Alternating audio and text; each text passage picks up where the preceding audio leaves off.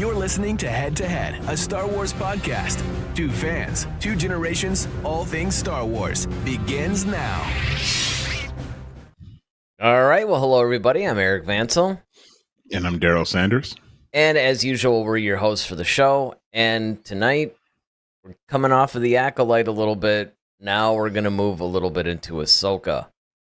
So, yeah, this is interesting, too, because it's funny that Filoni has somewhat distanced himself from the Acolyte. Like, I haven't heard anything from his camp, but he did apparently talk about the second season of Ahsoka, or at least a prospective one. Before we get into that, I put up a poll. Not a ridiculous amount of votes yet, but I basically asked the question, do you want to see a second season of Ahsoka?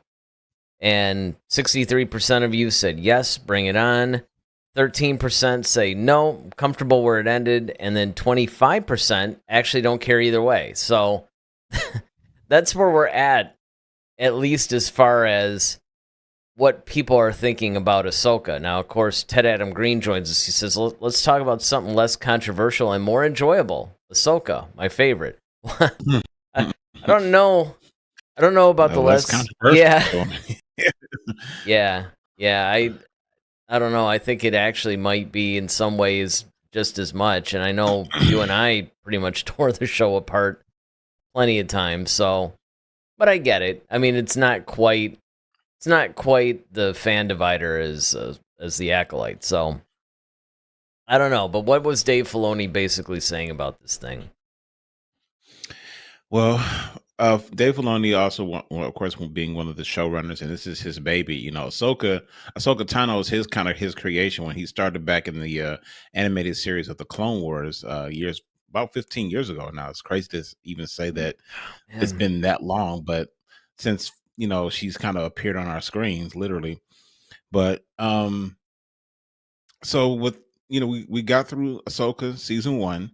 Of course, we always, you know, we've made mention of the notable problems that we felt that the season had, but we also knew that there was going to be a season 2, especially how season 1 left off with Ezra making it out of Peridia and making it to the known galaxy, where he ended up essentially as a stowaway on Thrawn's ship, and Ahsoka still being left on Peridia, trying to make it back to the known galaxy. So that's kind of where we're starting from as far as when it comes to season 2.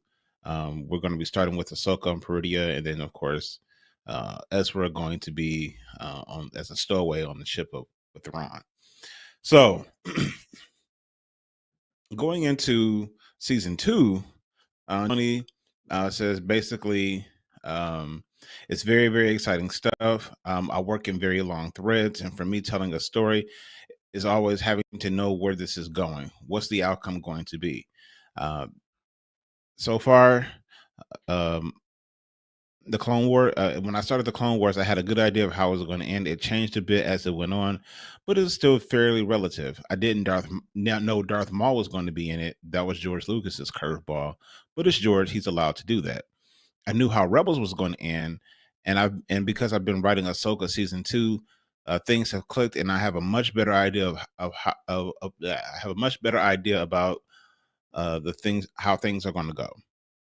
I will say that I have an opening for the film. He's referring to his Mandalorian Grogu film that I like quite a bit, and I'm very excited about it. I'm excited about the potential of just doing it. But for right now, his main focus is clearly being on season 2 of Ahsoka, as well as the rest of the galaxy and how that's spinning. But I'm excited, and it's funny because every now and then there'll be something I get where someone says what my movie is about online, and I'll be like, oh my God, that's interesting. I should read that and see if there's any good ideas in there. But I never do. I actually stay away. I'm good at staying away from a lot of that stuff. But I love the fans and their imagination. I love that they're excited about it. I'm excited about it. But you know, one foot in front of the other right now. I think for me, it's going well. It's at a normal development point in the way that I make these stories happen. So we'll see. It's been fun to dive into, and working with Jon Favreau on this movie, Mandalorian Grogu, and that's exciting. And all the things that we as Lucasfilm are developing is different for me. now before because now I'm involved in everything. There is no insight as far as when the second season may be released or his untitled Star Wars film. It is unlikely that the second season of Ahsoka will begin filming this year, but if it did, it probably wouldn't be until the tail end of this year. This likely means we won't be seeing the second season of Ahsoka until 2026 at the earliest. Let's see. There's some things that were mentioned as far as the crossover film. Like they actually went into some of the timeline of the Rey film, James Mangold's Dawn of the Jedi, and there's also a project that one of the more popular theories is that Dave Filoni's crossover film is that it'll be some version of the beloved Star Wars legendary story, Heir to the Empire. Some sites and individuals have claimed that the Heir of the Empire is the title of the Filoni film, but you have not read that on this website because the outlet or individual it comes from is not one that I don't find reputable. However, Filoni was directly asked about his film being a version of Heir to the Empire, and he responded swiftly, sharing, "I don't know about that." So there we have it as far as the comments that were made by Mr. Dave Filoni regarding Ahsoka and some of the upcoming Star Wars films. Well, and I mean, it is interesting that they're doing a few updates about the Mandalorian Grogu movie as well. Mm-hmm. And then, of course, there's this Now, is the crossover movie separate? Because I remember that was always what everybody assumed would be the first one. And then he threw everybody for a loop saying, oh, well, now it's going to be a Mandalorian and Grogu movie. But I had always taken that to be something that was separate from this big crossover movie that he had in mind. Yeah, I believe that is separate. So I believe the deck that we're dealing with is the Mandalorian Grogu, the possible Heir to the Empire film, Dawn of the Jedi, which is James Mangold, which we don't know. That's not the official title, but that's the kind of thing. Yeah, that's what everybody's been calling it. And then, the Rey film. Yeah, and I mean, I would think that some of these would actually intersect in some ways because I think you're not going to see the big crossover film until at least after season 2 of Ahsoka, because I think that, and we had basically said this goes either way, but I think that things have to happen in Ahsoka season 2 in order for this big crossover movie to happen. Yeah, absolutely. And I also think that the things have to happen in the Mandalorian and Grogu movie. I'm beginning to think, honestly, that we're getting that in lieu of season 4. I know that people have actually been saying that. I don't remember if there was anything actually official about that, but I know that was definitely put out there by somebody that this Mandalorian and Grogu movie, what they did was they basically took the story of season 4 and just condensed it down into what's going to end up being this film. But that remains to be seen. We really don't know if that's the case or not.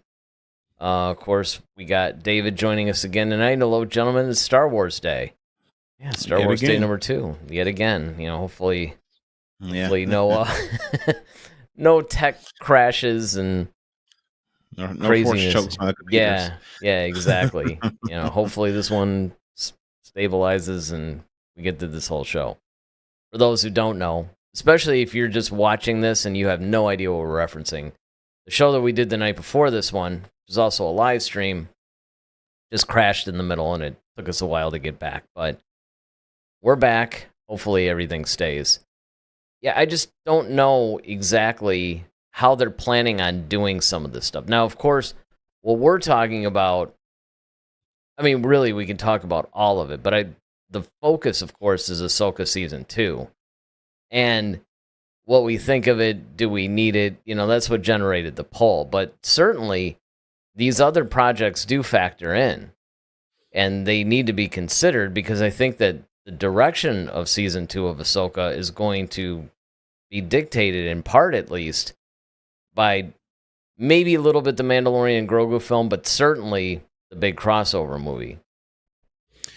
Well, yeah, and I think a big thing that we have to consider is the timing of everything. The timing and the marketing, I think, is really going to be a big piece into this, because you also have to worry about, what I mean by timing, I mean like how much time does it really take to put out something, one, that's of quality, That's right? yeah, exactly. So you don't want to rush things in lieu of just trying to get things out and meet these deadlines. I mean, we know Star Wars is notorious for, even right now as we're seeing, switching up deadlines and things of that nature, but or what order certain things are going to come out, but that makes a difference. And you also have to have the right timing. And that goes into the marketing, because when you're putting something together, you also think, okay, how are we going to market this?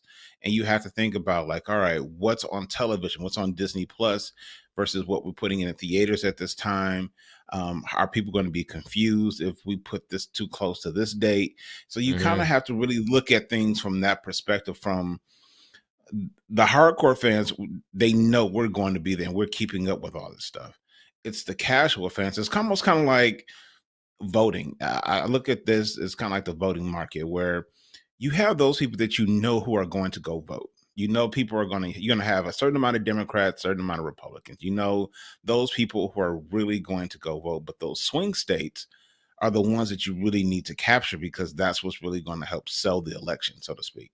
And I think that's kind of what happens in Star Wars, where you have to make sure that you are bringing in the people who are casually involved in Star Wars and make them want to go see this film. So, and a big part of that is going to be the word of mouth. A big part of that is going to be the ones who are like us, who are truly invested in Star Wars to such a degree where we're going to say, "Man, this was awesome. This was a great movie." Like when everyone remember when we went to go see Rogue One, Hmm. and before we could even get into the theater, you could hear the chat. I was like, "Oh man, that was awesome!" And like, I'm like, okay, now I really have to see this, because people are literally walking out of the theaters talking about this. And I kind of had to tune them out because they were kind of giving some spoilers a little Yeah, bit. exactly.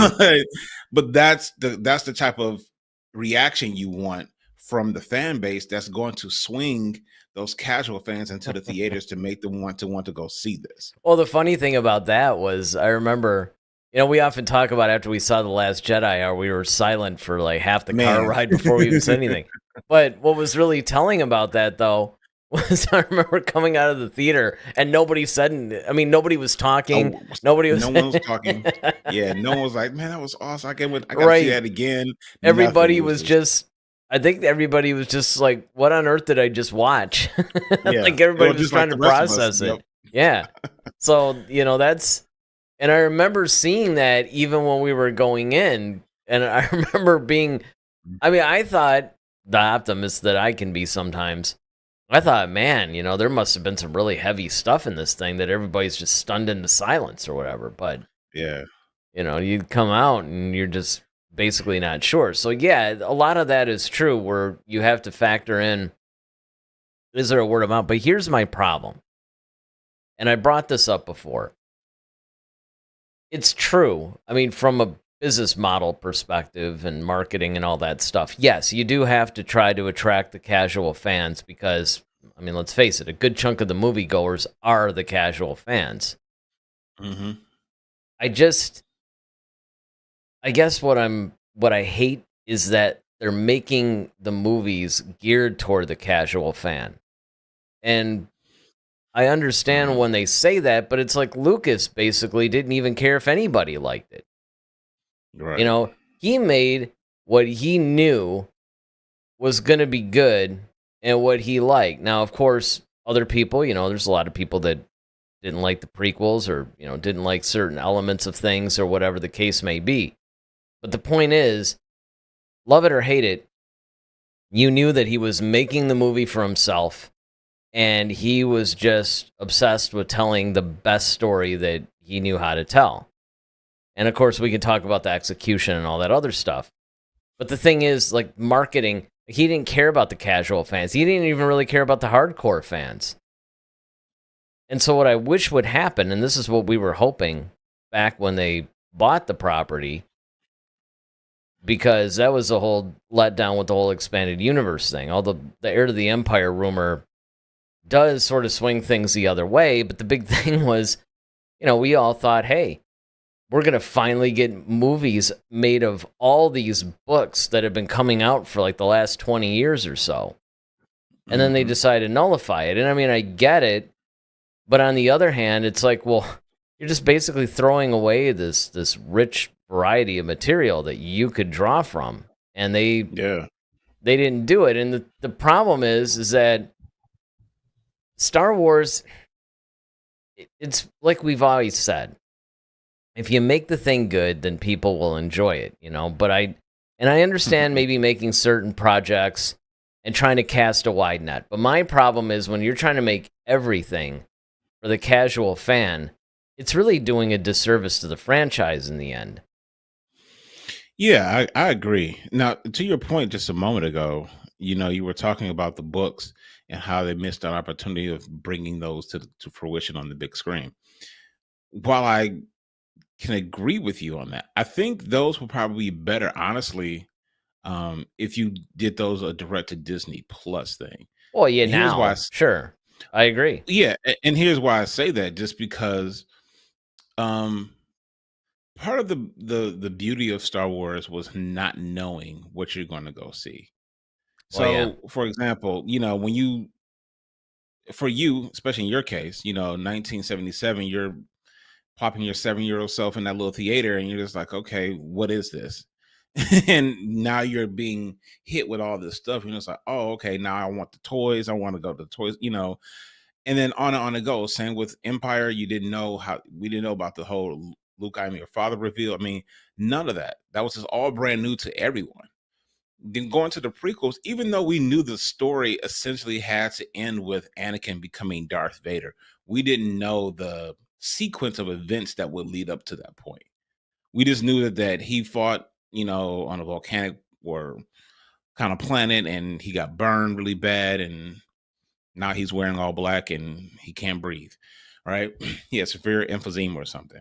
So that's what we knew, but the events leading up to that. So I think if you did the books, because you can read the book, you already kind of like know, and now you're just trying to see, okay, how much of the book is almost like a Harry Potter thing, like how much of the book is in the film, whereas, and that makes sense because Harry Potter started off as a book series. You always bring up, and it's a very valid point, Star Wars lives in the theater. That's where it was birthed. That's what, that's how we all come to know it. So I think if you were to do something like that, take the books, which I really want to see, like, some of our favorite books, Bloodline, Heir to the Empire series, Lost Stars, all those stuff, those would be cool to see, but I think those would be better served on the Disney Plus side. Well, maybe. I mean, because again, and I'm going back to the old expanded universe. Mm-hmm. Yes, you can make the argument that, okay, but part of the appeal, I think, is the fact that you actually are invested in the story, and now you want to see it brought to life in film. It's like a different kind of a thing. It's not the same as, oh, what am I going to experience? You already know. It's no different than any film that's been adapted from a book. It's like Jaws. And actually, if you look at most movies that have been adapted from books, some better than others, they have to change certain elements because a lot of times what you could do in a book, you just can't do in a film. I mean, Right. It's not practical. It would cost like trillions of dollars if you wanted to do. And plus, you have to cut out a lot of narrative. And they could do the same thing with the Star Wars book. So even though you would know the basic plot, you wouldn't necessarily know every little thing about it. And also, don't forget that to the casual fan, and again, I made the point before that a lot of those books in the old EU are actually on the New York Times bestselling list. So there were a lot of people that read them, but there are also a lot of people who didn't. I mean, look at when they brought Thrawn in. There was a segment of the audience that was, celebrating, and everybody else is like, yeah, who's Thrawn?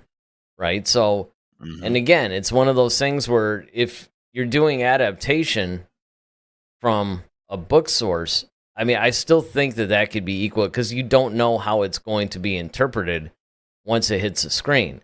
I don't necessarily think that knowing the plot really ruins anything for anybody any more than the people who read Jaws when they saw Jaws in the theater. You know, I mean, it wasn't like, wish I didn't know what happened. And actually, they changed the ending of that movie too.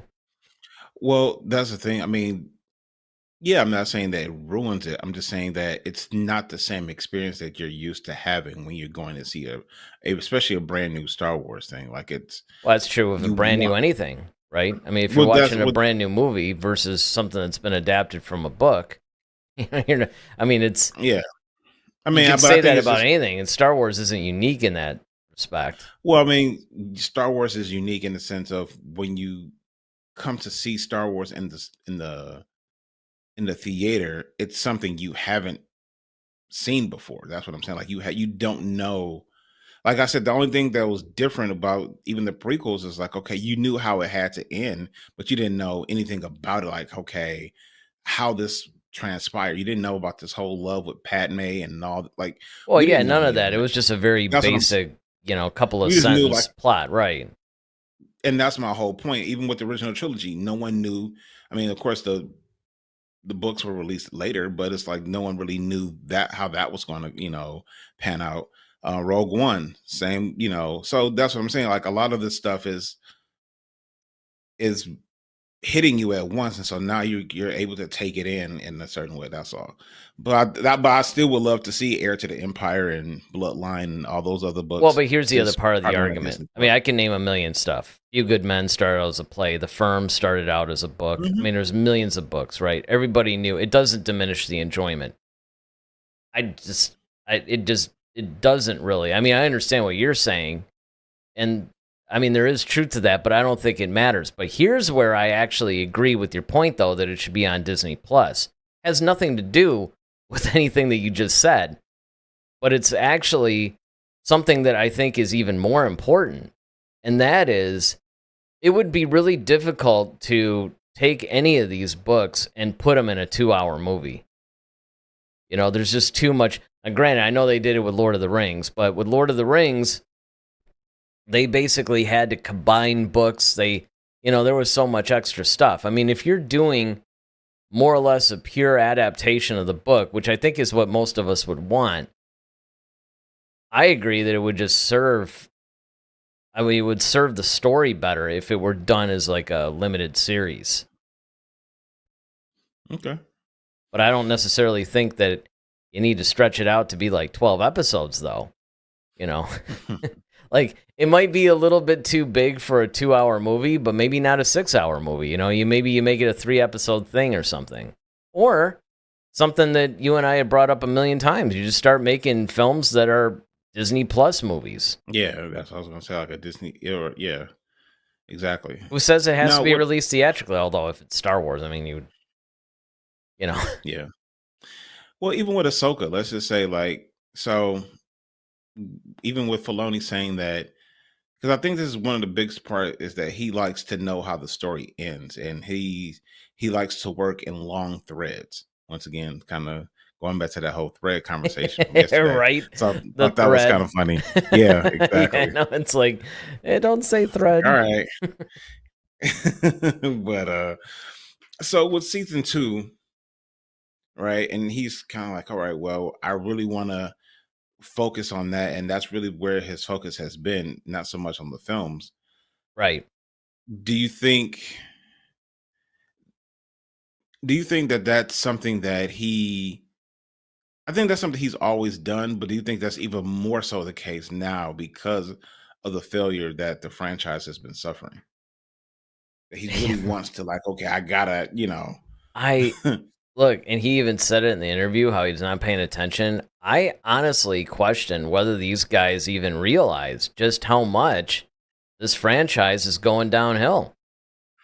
Like I think they live in some sort of a weird bubble. Like they think everything's fine because again, you look at numbers. I mean, we even had a couple of people on yesterday's show with The Acolyte.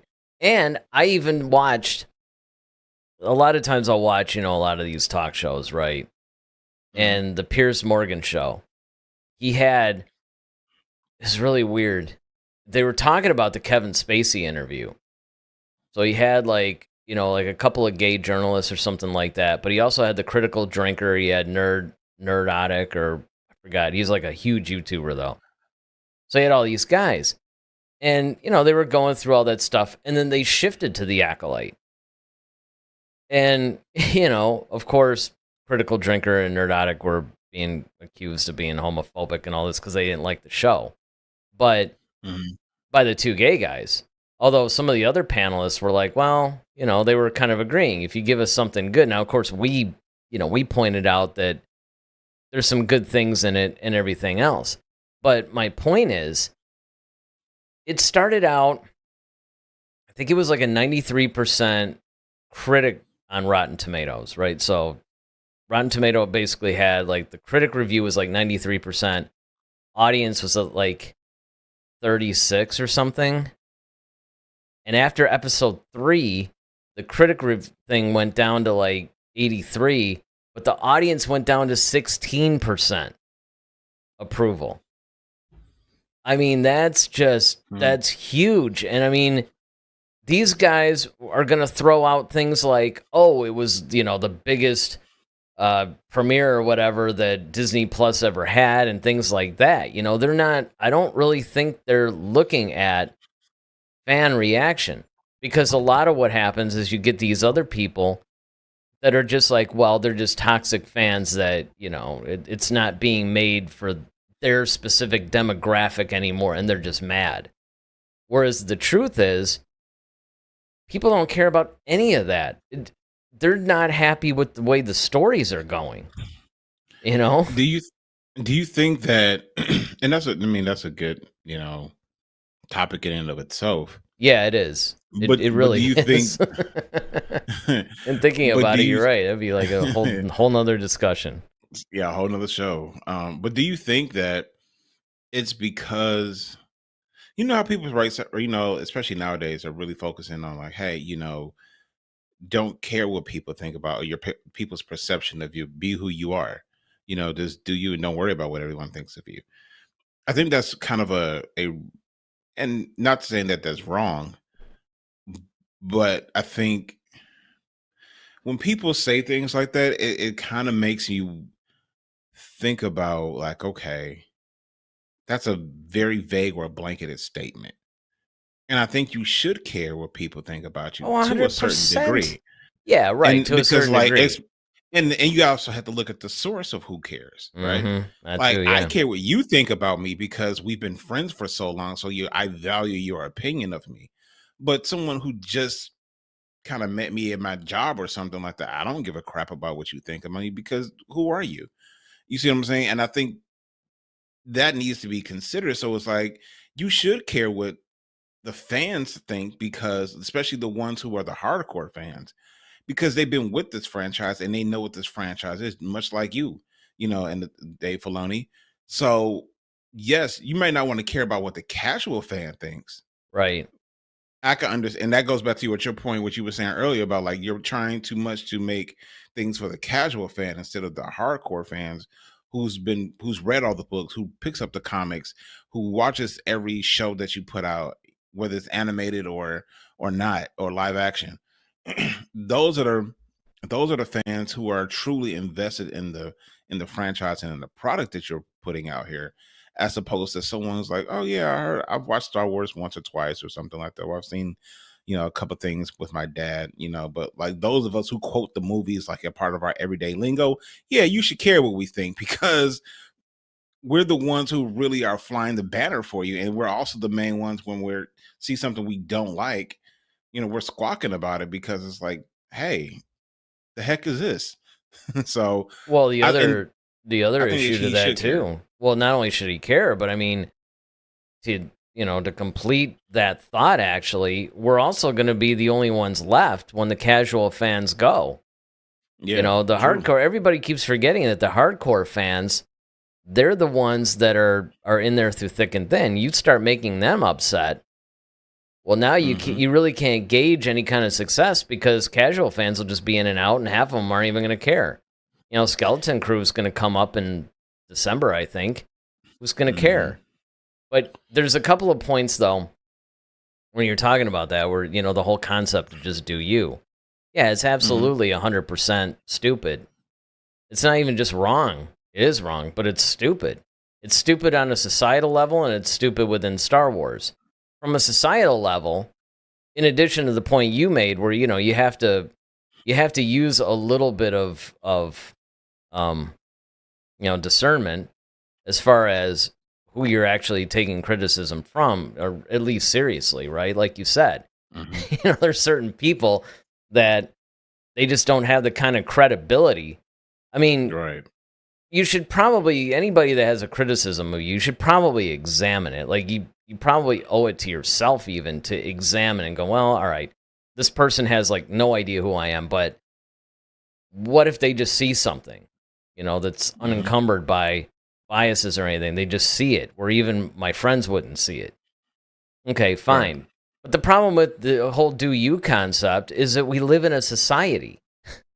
You know, all of our Hmm. actions affect each other. So True. when everybody is preaching this whole thing about, yeah, just do you, don't worry about what anybody else thinks. I mean, that works if you're just kind of like off in your own little thing. But if you're part of a community or a bigger society, well, that falls apart. And that's where it comes in with Star Wars, is the fact that not only are the hardcore fans the ones that are going to be there, but when people say, "Oh, you just don't like it because you don't want change," and there is a certain amount of truth to that, because the other side of that argument is the fact that you get people who just want Star Wars to be trapped in 1983.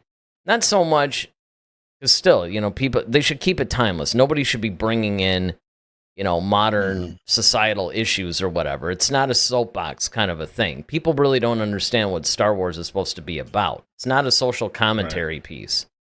But at the same Hmm. time, from an in-universe perspective, it's almost like they don't want it to expand beyond what it already is. So I mean, there's that side of it. But yeah, absolutely, is that when the hardcore fans are speaking, and especially when you get this many people, and again, we're talking about Ahsoka as well tonight. I mean, that's really our main that's really our main topic, right? But Ahsoka Hmm. had the same problem, if you remember. People Yeah. were like, "Yeah, you know what? I mean, they weren't as venomous as they are toward the Acolyte, but that's because Ahsoka's better than the Acolyte technically." But Hmm. people were still like, "What are you guys doing?" And of course, you guys could go back and watch our review on it. We enjoyed the series and we liked the story, but there was a lot wrong with it. I mean, and Hmm. they got to get past that. And I think that what's happening is, I wonder if Filoni is actually aware of all this stuff. I honestly think these guys just think everything's okay because the money's Yeah. I mean coming that. in. you know? Yeah. I mean, yeah, they're letting that, drive their, or there maybe some people are padding numbers and or you know That too, yeah. padding things and making it seem like, oh well, in the typical, um especially when when you're working in companies, you and I both know, working in, especially in production companies, sometimes people will try to like gloss over, or they'll try to change a narrative in some way, just because everyone's always trying to be positive, like, well, we didn't hit our mark, but however we are doing exceptionally well in these areas. And it's like, no, let's not just gloss over that. Let's deal with it. Let's Or hey, Why one of is the this one of the part big failing? ones. We're still flying Yeah, half a ship. exactly. Exactly. And that's I think that's kind of what I feel that Lucasfilm and Disney may have gotten themselves into, is they're, in the words of 3PO, they have delusions of grandeur. It's like, okay, like they're thinking that this is, oh yeah, it's knocking out the park, because you see, oh yeah, we had the most views of any Disney Plus, yeah, Acolyte. It's like, but are you reading the reviews? All like, it's like, okay, hmm people watched it, but that doesn't mean everyone liked it. And it's like, okay, well, and then how much of that population actually did like it versus didn't? And if they're still too close, like let's just say it's 50-50. Let's say it was like, oh, well, we're just going to focus on the 50 that liked it. Well, that's a still huge part that didn't like it, and you have to figure out why. Yeah, Because you can't base a you whole see what I'm saying? campaign on Like, that. Yeah, exactly. exactly. Like, if there's 50% of that that's like, this sucks. That's not a good average, when you're trying to put out a product just because 100% people watched it and 50 liked it. You know, I think you want to have Well, more of a, 80-20. That's what you want more than, yeah, because it goes into what you're saying, right? You have to look at the reasons behind it.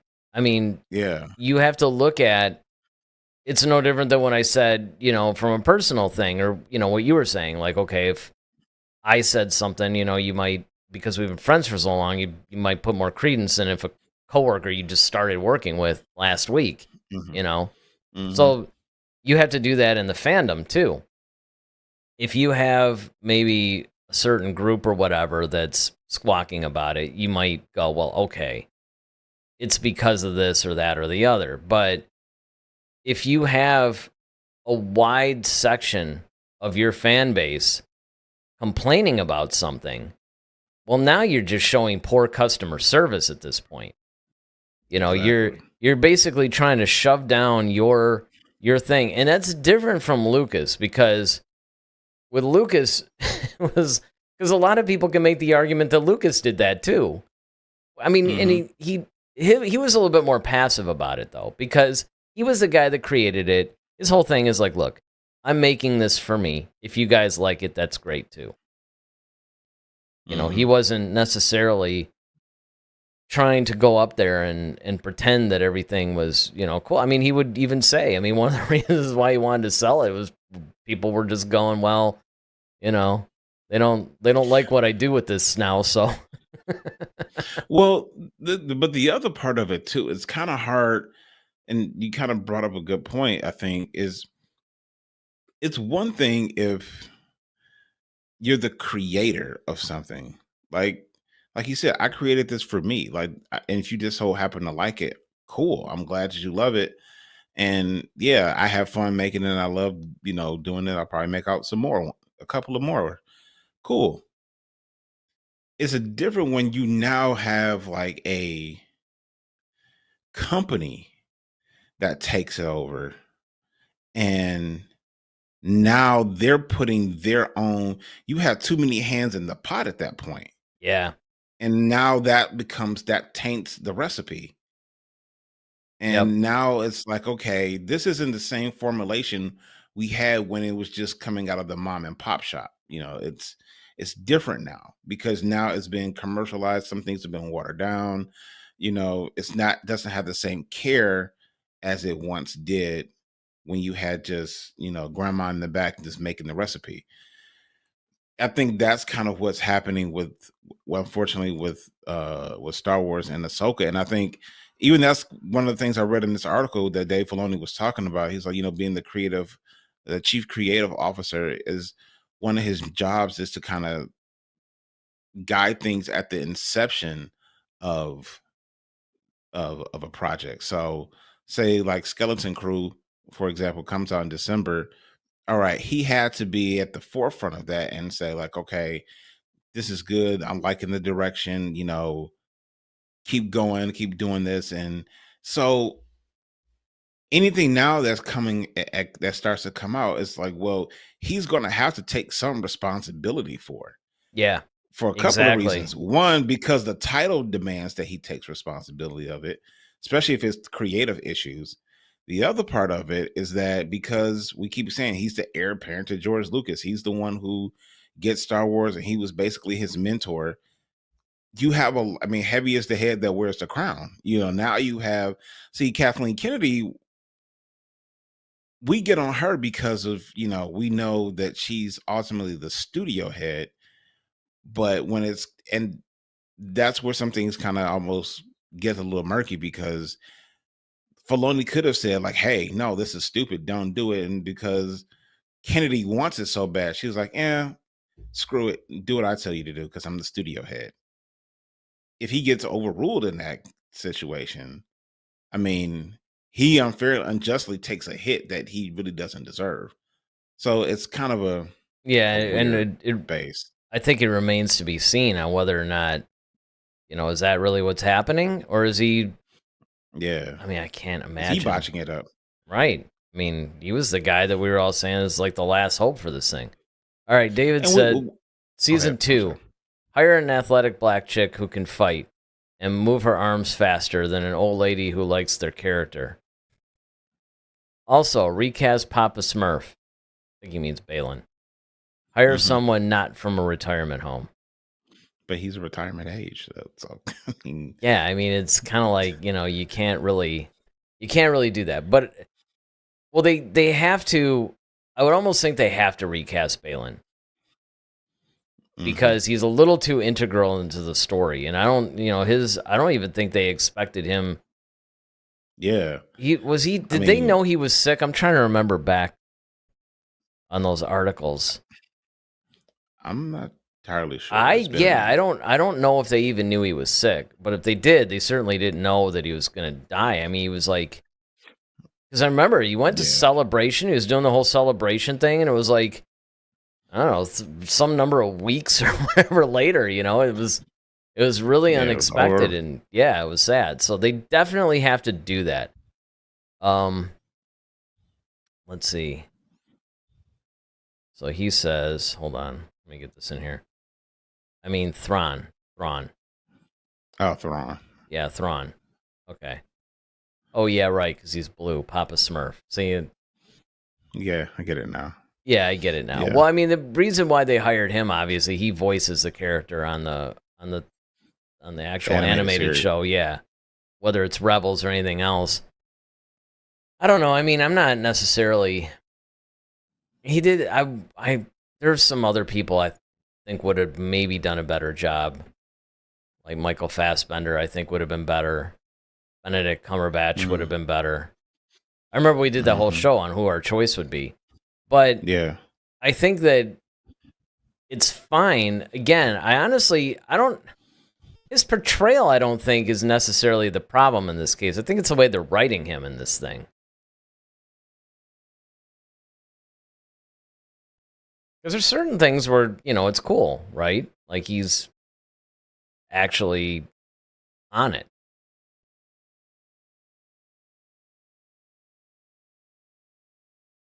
Uh-oh. Did you freeze? Yep, I think Daryl froze.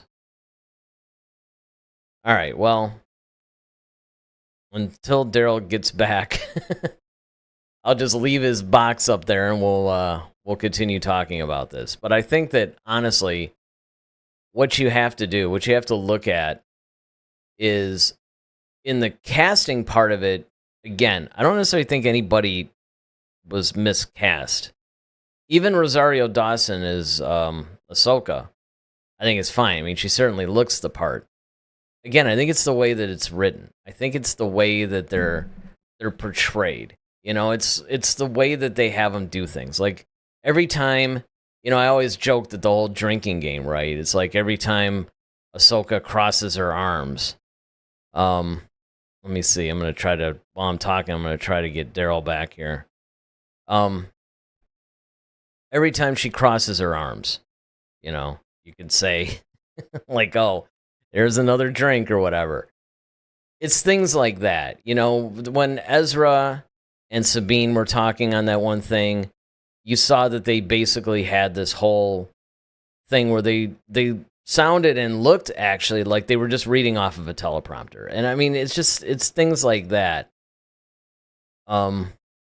I don't understand exactly why they chose to go in that direction. Because again, Ahsoka was something that I was very excited about. And this is why, and if Daryl gets back in here, we'll get his thoughts. But I think that this is why it's a little dangerous to get excited for these shows at this point. Because I was seriously excited about Ahsoka. Like, I thought Ahsoka was going to be so good and everything else. And what made it even worse was it was for a little bit. I mean, her character was good in The Mandalorian, right?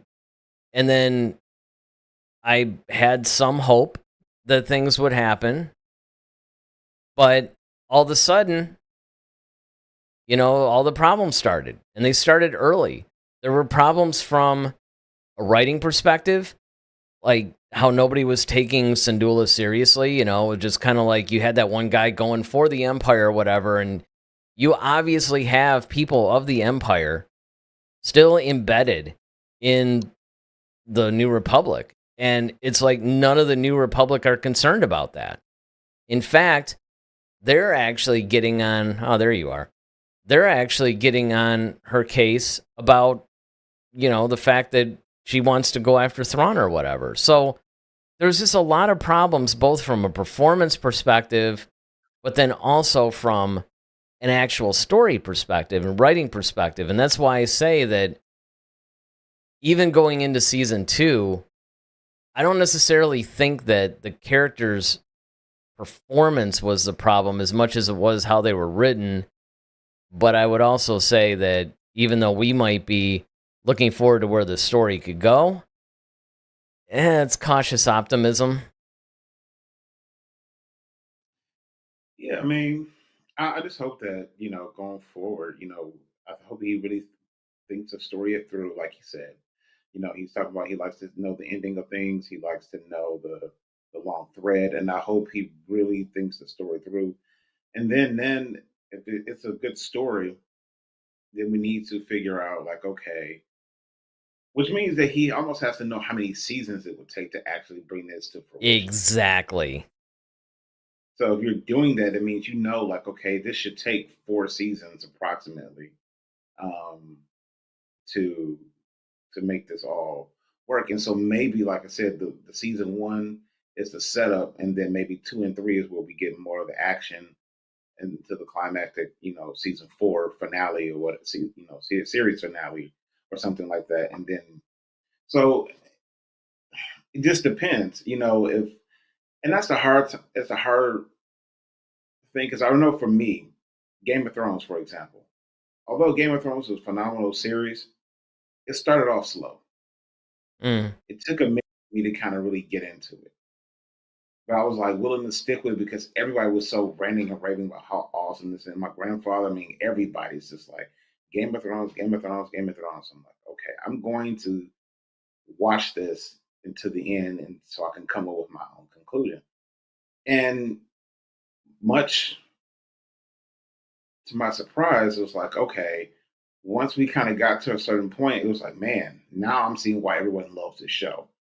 Because after the season 1, it was like, man, everything kind of fast tracked. Same way when you introduced me, Eric, to 24. I was just about to bring up 24. The first couple of episodes, I was just kind of like, okay, why is he raving so much about 24? And then it got to a point, like it's still season 1 though, but then again, there was 24 episodes. However, within that, it was like, okay, now I see why. Then it gets to the point where I can't even shut the stupid thing off because it's so good. So with now we're dealing with shorter seasons. A season now is 8 episodes. Mm-hmm. So it may take some things a little bit more traction to get there, hopefully. And especially if it's designed to go 4 or 5 seasons.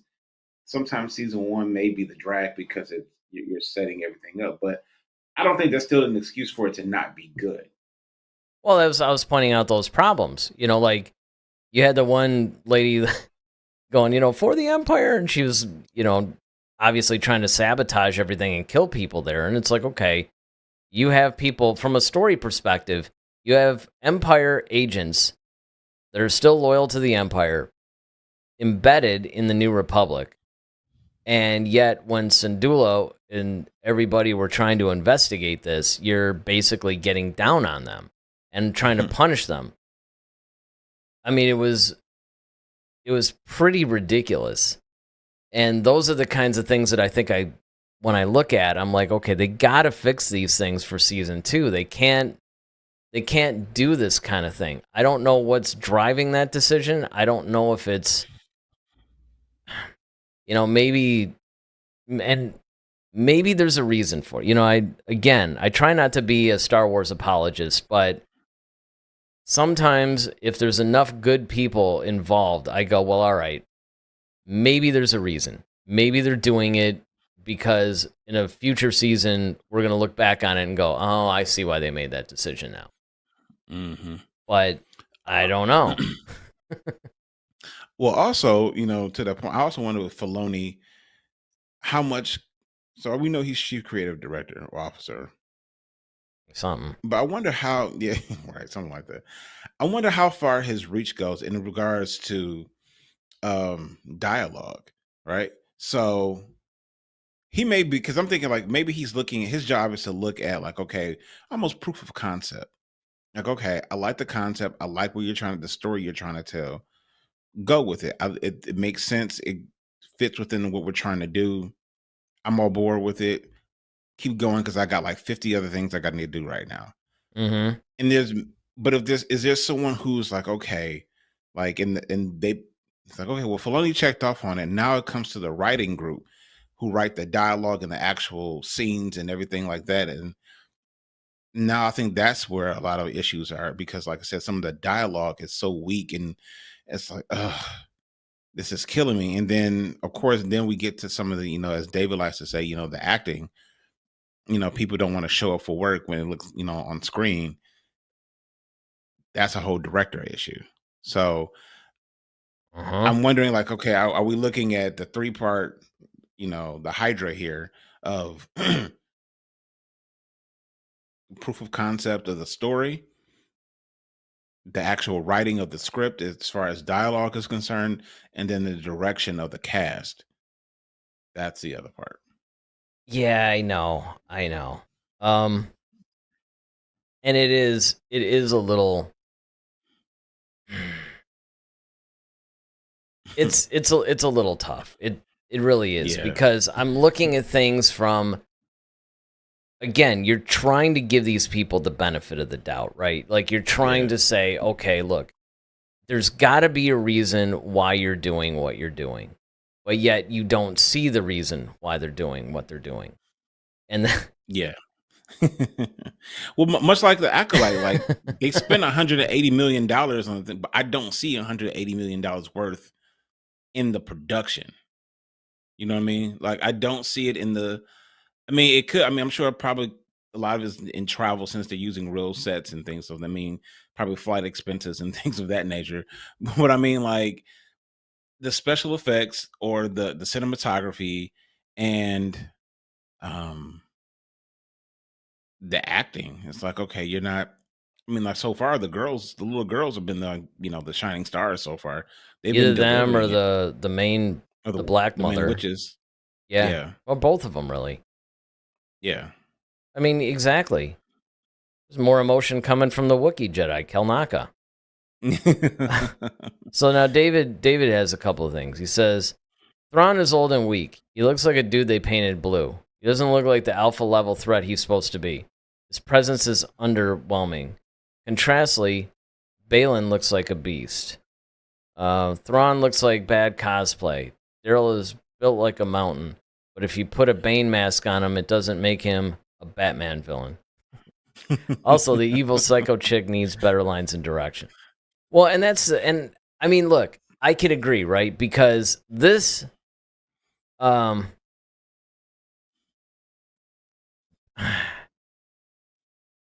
it's I don't know.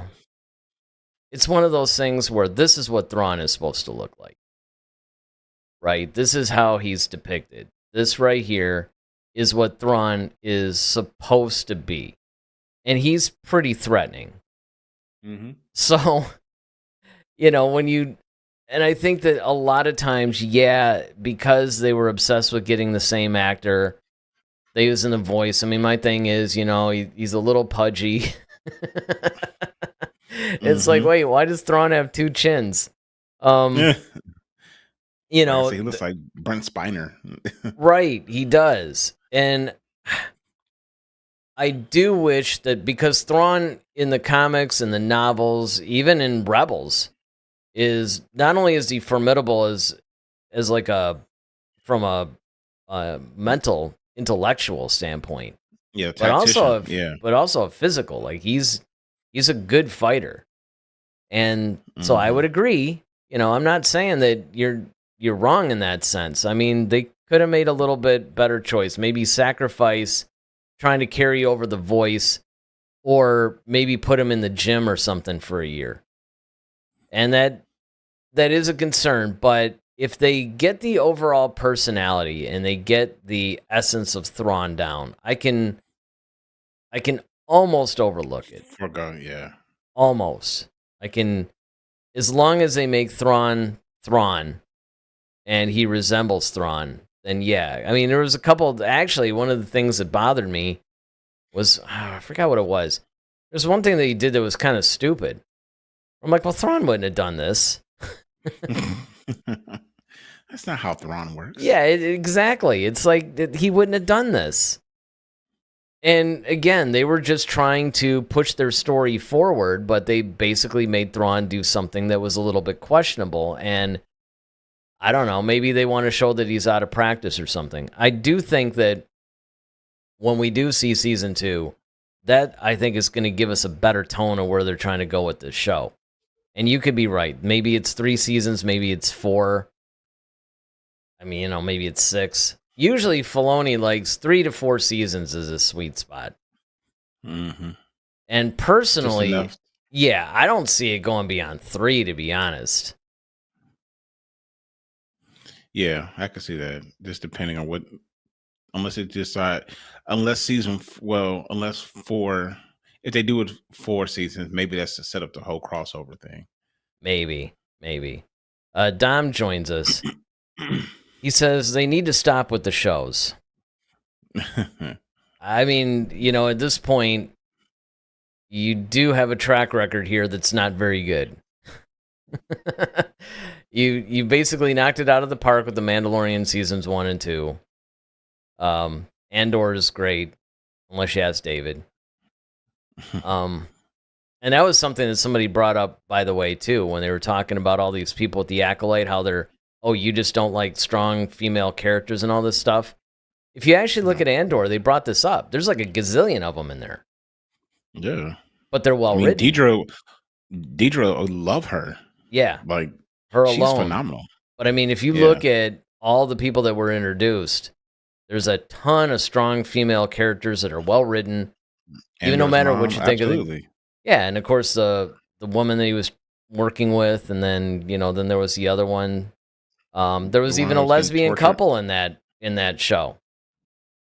Was it? I forgot. Yeah, remember there was like that the one with the Scottish accent, and it was like the ones that were trying to Andor hooked up with.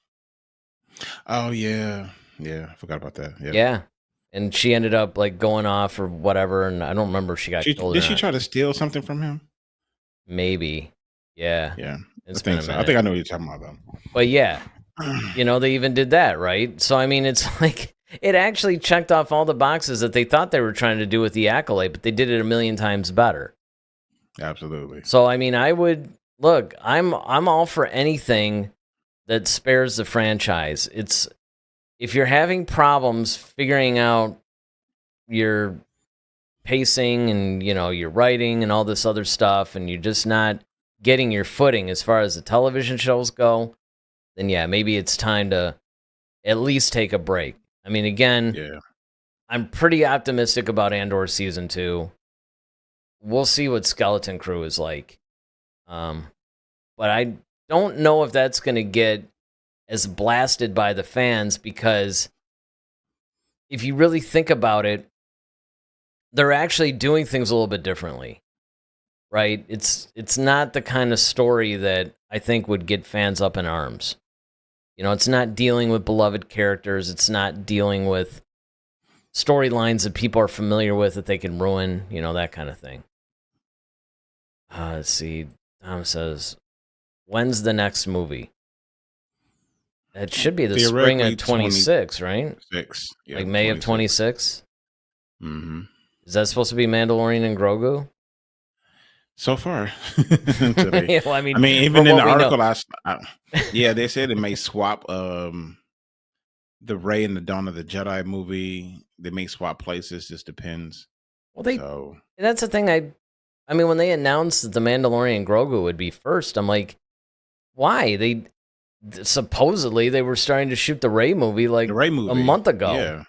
You know what happened? Is that still a thing? We don't know. So yeah, it's a mess. But in theory, Mandalorian Grogu is next, which is basically what would have been the Mandalorian season 4. Now I don't know if they're just going to come up with a different storyline for season 4, or maybe there won't be a season 4.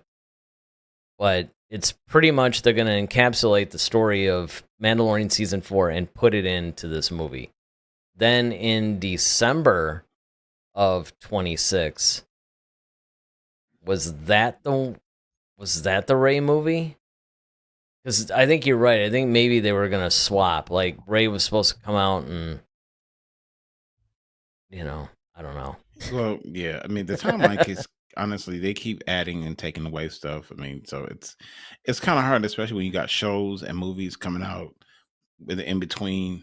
So it's kind of hard to kind of keep track. I'll try to see if I can find. Yeah, while you do that, David's got another thing. Said hi, or Dom is my favorite fan, which is hilarious because he's not even really a fan per se. Great question. Do you both think that the live action shows dumb down the spectacle and grand allure of Star Wars? Do you think the smaller stage made it smaller overall? I think the volume definitely solves some issues, and it also created some. I think that there's an over-reliance on it. And I think that they're using it basically as a crutch. I mean, to be honest, I don't understand it either. It's like, look, you got these people who, in any other element, like you take Rian Johnson and put him in his own thing, and he makes really good movies. You put him in Star Wars, it's like, what's going on? Same with a lot of these other guys. So I really don't know, other than maybe they're just trying too hard. I think that might be what it is. There's a couple of things. First of all, I think Kathleen Kennedy is running a lot of interference. I think we would see better projects, whether they're movies or television. I think it would be better if she would just leave them alone and let them do what they do and just base it on the merits instead of trying to micromanage. I think that's a big problem. Other problem, probably over-reliance on the volume. And then, of course, I think in a lot of ways, they're just all over the place as far as what they want to do. They don't have a cohesive plan of, these are the shows we're going to do, these are the eras we're going to cover, we're going to have them converge. It just seems like, hey, I want to do, this era. Okay, cool. I mean, he could do that. I mean, that's basically what the authors do when they write a novel, but a novel's a lot different than a television show, and I think that that's where they're making their mistake. Let's see. Yeah, the dates are May 22nd, 2026 for Mandalorian and Grogu, December 18th of 26, and then also December 17th of 27. Right, because James Mangold movie has to be in there somewhere too, right? Is Dawn of the Jedi the 20s? I think his is 27. All right, Dom says, would Star Wars have been better off ending after the first 6 movies? Well, depends on who you ask. I'm sure a lot of people are saying that now. Well, I mean, when you say I guess you talk about the prequels and the original trilogy. They had just stopped at 05. Yeah. I mean, I think so far, but then you still would have missed out on Rogue One. Yeah, Rogue One was good. Yeah, everybody universally loves that. And even Solo, Solo was a good film. It's just that it was everybody likes Solo. Yep, most people even been clamoring for it too. So, people actually, yeah. I mean, so you can't necessarily say that. I think once again, I think you're generalizing, a whole thing, and you can't really do that because you have certain. It's no different than right now, okay, Bad Boys, right? The first 2 movies with Martin Lawrence and Will Smith, phenomenal. 3 wasn't as good. This last one, even though I haven't seen it yet, everyone's talking about it's everybody's saying it's exactly. Everybody's talking about how great it is. Yeah, so it's kind of one of those things where you really just have to look at, because sometimes there's different elements. If you put in a different director, if you use a different writer, if you Hmm. use, it can completely change the entire landscape of something. Just one person. So you really can't always say that, oh, it's the franchise will be better off without it. I think you just have to figure out like what's the winning formula and can a person actually deliver it. It's no different than, you know, Tom Brady. It's like, okay, well, yeah, he's been with several different players on his team, but it was the brand of the Patriots that he and Belichick kind of put together that made the Patriots, whether you had Element or Gronk or whoever, they had tons of different people, but when you buy into the system, it works. The Well, the other problem is, thing, is that when you have different people trying to change the system that's already working, that's when you start getting issues. yeah, I mean, the same could be said. I've been hearing really positive buzz about the new Beverly Hills Cop movie too. Oh So, yeah, it's supposed to come out in July, right? mhm, July 3rd, on something Netflix, like that. yeah. Yeah. So Yep. again, it really depends on who's running the project. I mean, look, Star Wars had like 20 years of phenomenal novels. All they would have had to do was just get a competent director to just make movies out of those, and it would have been fine. And that's what everybody wanted anyway. You Mhm. know, in a way, it's funny because when I first heard that Disney was buying Star Wars, I was actually excited because I thought, okay, well, these are the guys that could actually, pull it off. But now, Especially because at that time they were doing so well with Marvel. right, exactly. They were doing really well with Marvel. They're a well-established studio. They got the money to be able to They make definitely the have the kind of money. movies that you want.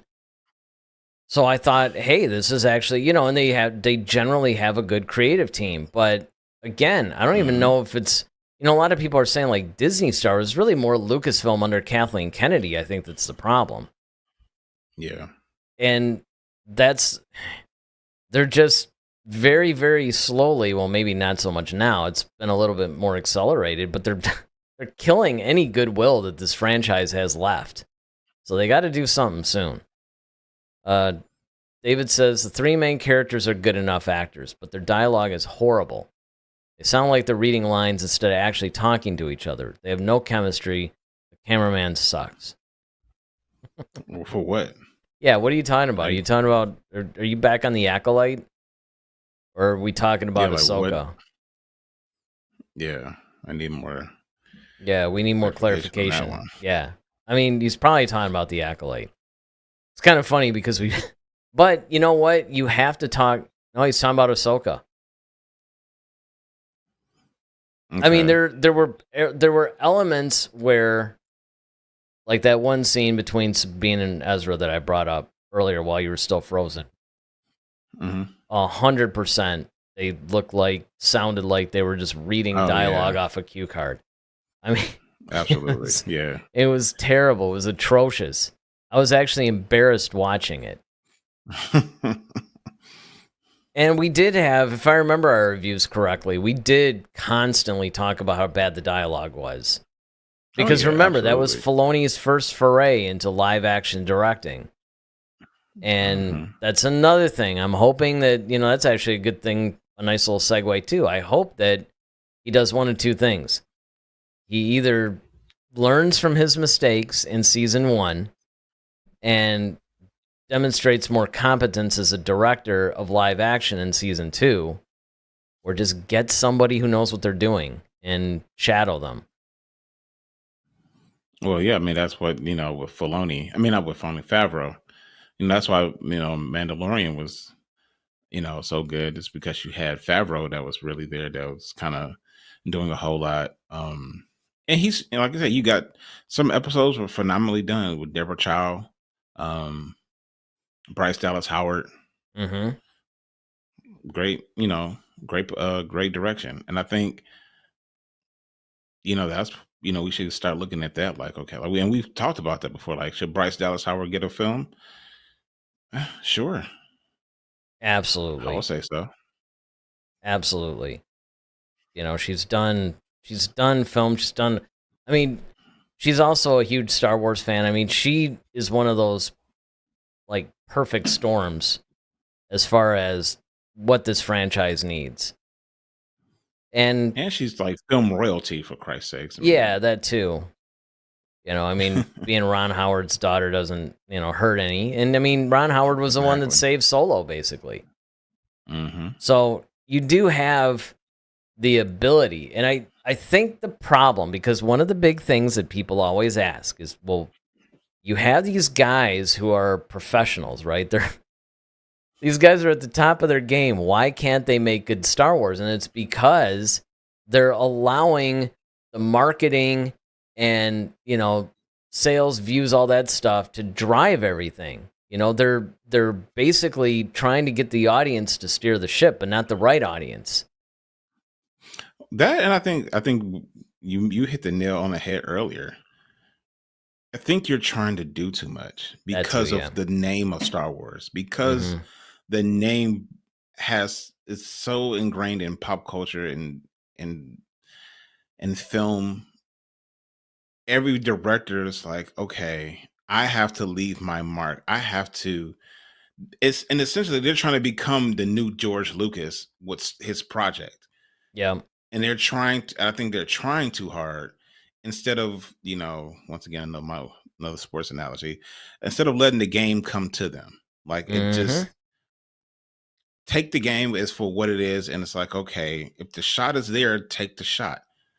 Don't overthink it. Don't try to do some crazy thing because you want to wow the fan. Just take a good shot. The moment for you to razzle and dazzle everybody will come naturally. It'll just fit. And you can tell when people are trying to, like you say, Eric, all the time, shoehorn things into, because wouldn't this be cool? And it's like, we, on a so micro level, Eric and I used to work for a school district, and we would have the higher ups. They would have these events, and they were like, "Oh, we just thought of this yesterday, but wouldn't it be cool if we could? Is it possible that we can just do that?" And I had to laugh because Eric's response to them was always, "That is a cool idea, but I think that should be done for next year when you actually plan it that way." Not come up to me like 6 hours before the stupid thing starts and want to like, hey, can we just add this? And because now you're going to unravel everything else that you got going on. And I think that's a lot of times what happens with Star Wars. I think you have people who are so hyped to be in the Super Bowl of film, so to speak, of Star Wars, and you're trying to force things into, no pun intended, you're trying to force stuff that you don't need to. And just instead of just letting the story and just tell a good story, get in there, get out, maybe add a little pop here and there, and that's it. Everybody's trying to be, well, I have to redefine Star Wars in a way. And I think that's where they end up in trouble. Yeah, that's the big one right there. They either will say things like, I have to redefine it, I have to modernize it, I have to retrofit it for this new generation or whatever. It's like, no, you don't. That's why it stood for 50 years. Exactly. That's why. That's why generations, right? It's timeless. It's like the fairy tales. It's, people come into it. They discover Star Wars. And I think a lot of times people will look at, and a little bit has changed, right? Because we're at the first or second generation where electronics are mostly the thing. We changed the way. It's not like kids are really playing with action figures much anymore. I mean, they do, but not really. Right. So right. The kids are a little bit different than they have been. You haven't seen that much of a shift, at least from the childhood perspective, until about maybe 10 years ago. And so Star Wars took a little bit of a hit in that, but it's still wildly popular with kids. I mean, the old versions. So you just have to take into consideration, you may not be $1 billion franchise. It's like, look, you guys made your money back by now. Now you can stop chasing every dollar and maybe just give us some really good stories, and they'll come back. They'll come back. Mm-hmm. What I would do if I were them at this point, making me more money. Yep, right. They can print money at that point. Basically. And they do the right thing. They let Lucas come in every once in a while and guide. Like, that's what Filoni and Favreau do. Mm-hmm. I'm sure he wasn't on the set of The Acolyte. Oh, God. And if he was, he probably would have been horrified by everything that he saw. It's like, wait, you're doing what now? And he said, I was a bad director? Yeah, exactly. Exactly. It's like, oh, well, do as I say, not as I do kind of thing. But you have to take into consideration the idea that maybe you let Lucas come in and right-size the ship, so to speak, and then let it go again. Yeah. But, I mean, that remains to be seen. But we'll see what happens with Ahsoka Season 2. Again, I think that both of us agree. Well, you agree that they need a Season 2, right? Well, yeah. I mean, you can't just leave it this way. Yeah, okay, good. All right, I didn't want to speak for you. So, yeah, I think we both agree that it is needed based on where they left off at Season 1. It's very obviously a continuing story. They really want to tell more. But I also agree with you that you have to decide, all right, what is the full story? How does this end? How many seasons do you need to tell that story? And let's establish that. And then Absolutely. Just let it go from there. And we'll just have to be optimistic. And the good thing is, we're probably not even going to see this thing for another 1.5 years, 2 years anyway.